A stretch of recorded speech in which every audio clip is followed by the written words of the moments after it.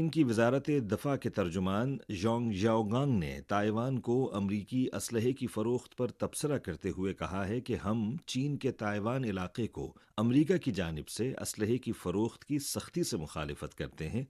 उनका कहना था कि एक अरसे से अमरीका ताइवान को असलहे की फरोख्त और फौजी इमदाद की फराहमी के जरिए ताइवान के अलहदगी पसंदों की हौसला अफजाई की कोशिश कर रहा है और इन इकदामात ने चीन की खुद मुख्तारी, सलामती के मफादात और चीन और अमरीका की अफवाज के दरमियान ताल्लुकात को शदीद नुकसान पहुंचाया है। तर्जुमान ने इस बात पर जोर दिया कि ताइवान का मसला चीन अमरीका ताल्लुकात में पहली सुर्ख लकीर है जिसे अबूर नहीं किया जा सकता और अमरीका की जानिब से ताइवान को मुसल्लह करना एक ख़तरनाक अमल है।